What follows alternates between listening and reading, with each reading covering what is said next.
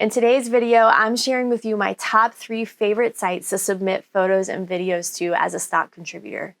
If you're already doing this, then you know exactly how much time is involved to shoot, edit, upload, keyword, do all the things to get your work ready, much less to do it across multiple sites.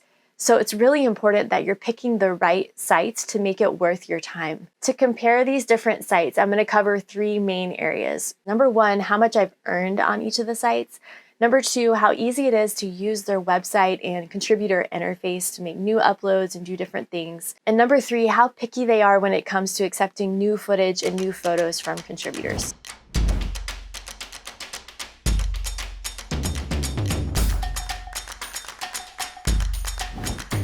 Welcome back to my channel. If you're new here, my name is Beth and I'm a stock contributor. Each week I'm uploading new videos about some of the things that I've learned by selling my own photos and videos online. If that's something that you're interested in, be sure to subscribe so you don't miss any upcoming content. So in today's video, I'm about to share with you my top 3 favorite sites for submitting stock photos and videos to. But before I do, I'm really curious to know from you guys, if you could pick just one stock site that you could upload your photos and videos to, just one, tell me what it is in the comments below. I think this will be a really helpful collective exercise for all of us to see if there's one stock site that dominates for all of us. So before I tell you my top 3 favorite sites, I wanted to share with you a couple of sites that I just don't even upload to because I found that I don't make enough sales to really make it worth my time. 123rf.com, 2020.com, and im.com. And after being on there for about a year with a couple hundred photos, I have maybe less than $15 income from each of those sites. So compared to the other 3 sites that I'm about to share with you, those just really weren't worth the time and effort for me. Okay, there's one more that I just realized that I forgot to mention that I don't submit to anymore. And that one is Videoblocks, which is now Storyblocks.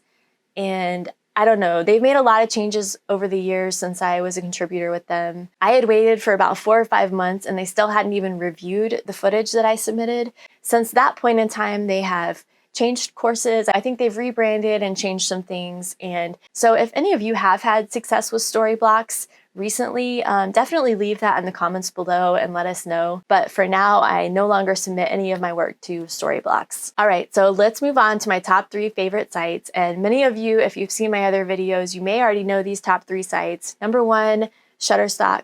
Number 2, Adobe Stock, and number 3, Pond5. And I said those in no specific order.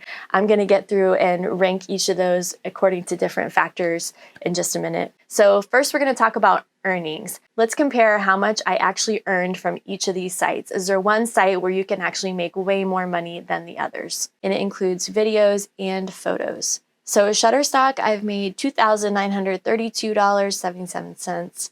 Pond5, $1,396.60, Adobe Stock, $709.79. So as you can see, Shutterstock is the clear winner here. I consistently make more money on Shutterstock than any of the other sites. And another thing to note is that my income from Shutterstock is the most consistent from month to month. I typically earn somewhere between $100 to $300 per month with Shutterstock.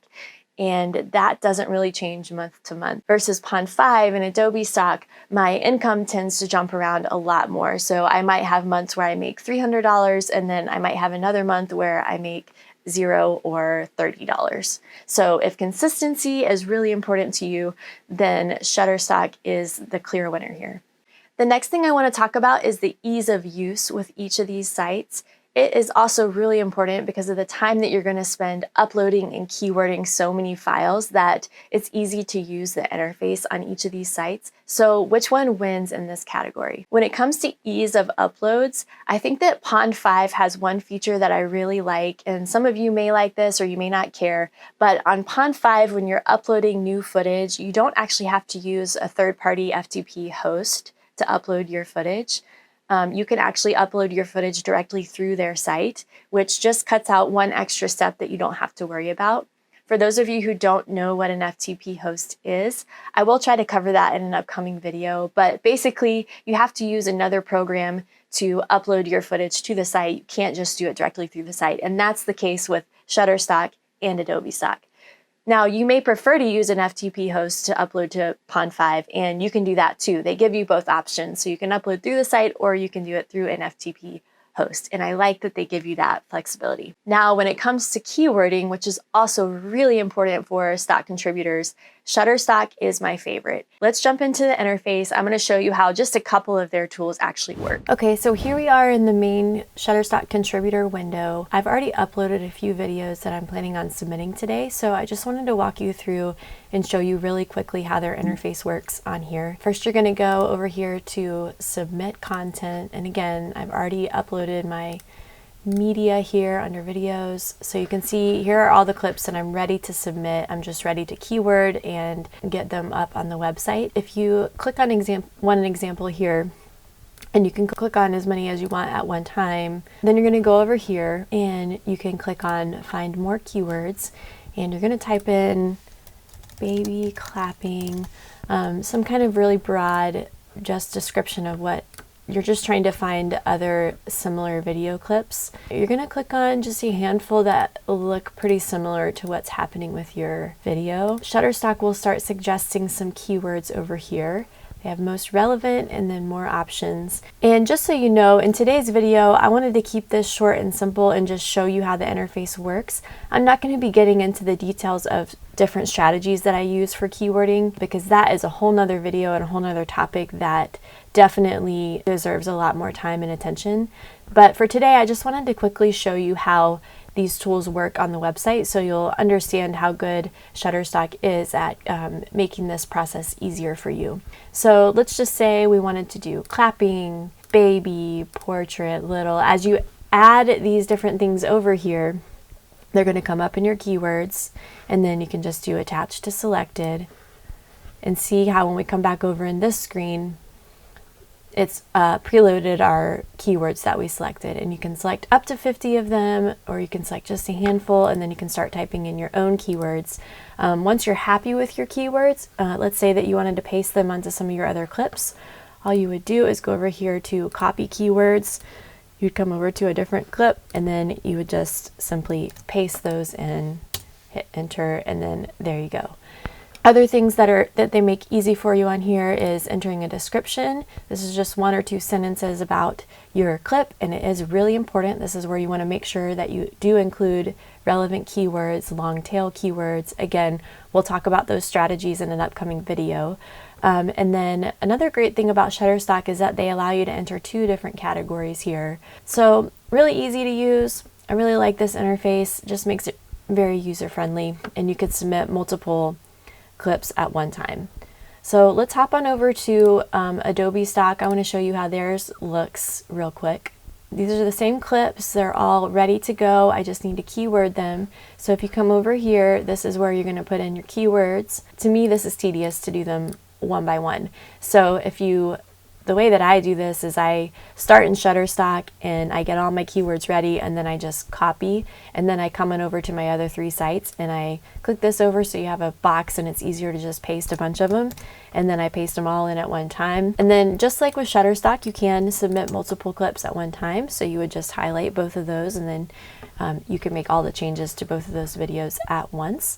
And then once you're ready, you'll hit submit for approval. So this one is not bad. They will give you suggested keywords. However, I have not always loved the suggested keywords that they give you. Okay, let's now hop on over to Pond 5 and check out their interface. Okay, so their interface to me is not nearly as user-friendly. You do have to get used to how to kind of navigate to the right place here. So I'm going to hit that. And that's going to take me to ones that have been uploaded to their site but have not yet been keyworded or ready to go. So you do have to go in. There are ways that you can submit more than one at one time and keyword more than one at a time, but it's really not as intuitive as the other 2 sites. So I would definitely say that Pond 5 is my least favorite when it comes to this process. So you have to go in here to edit. Now here's my clip. See here, they do allow you to make a template, But for me, if I'm only doing 2 or 3 clips that are similar at a time, it doesn't really make sense to make a template for each one. So it's still not my favorite tool here. Some of you may have found more efficient ways to do this process, and that's great. And I do think if you have, if you solely shoot drone footage, then you certainly could apply a template to all of them and then go back in and kind of tweak a few things here and there.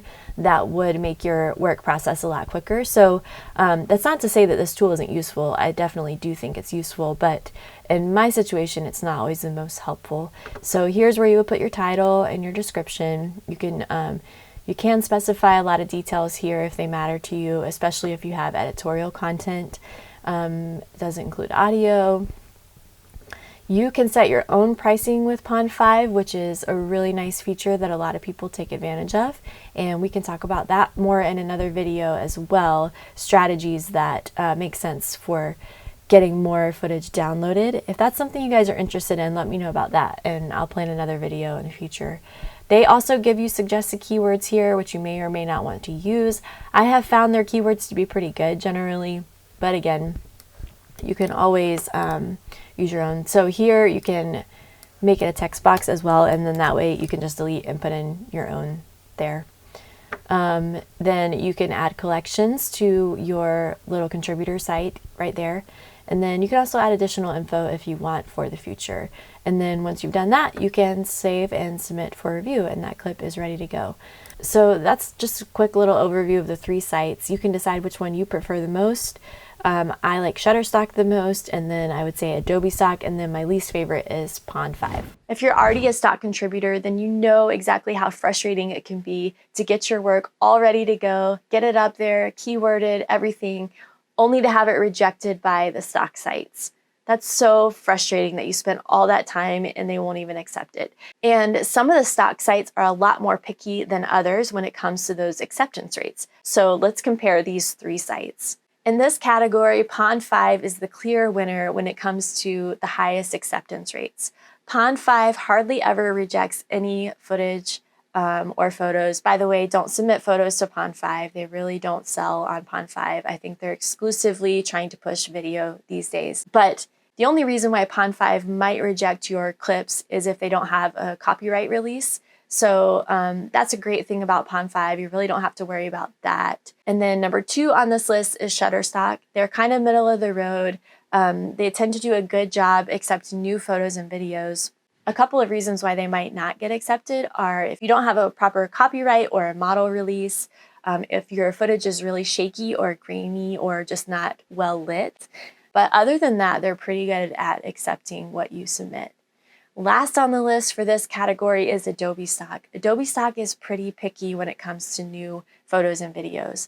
They will reject for the same reasons that Shutterstock will, but they also will reject your photos and videos if they don't think that they are original or creative enough, or if they already have a ton of other stuff in that category. I definitely understand why they do this. I get that they are trying to maintain a certain level of excellence with their footage and photos out there, but it still sucks when you've spent all that time trying to submit and get everything ready. So definitely something to keep in mind, because I know how frustrating that is as a contributor. So that pretty much sums up some of the things that I really like about these 3 sites and a few things that I don't like about those. I hope that gives you guys a better understanding before you spend all the time submitting to different sites, which 3 are my favorites, and those are the ones that I highly encourage you to submit to. Definitely, if you have other opinions about what your favorite sites are, please leave that in the comments below. I'm really curious to know.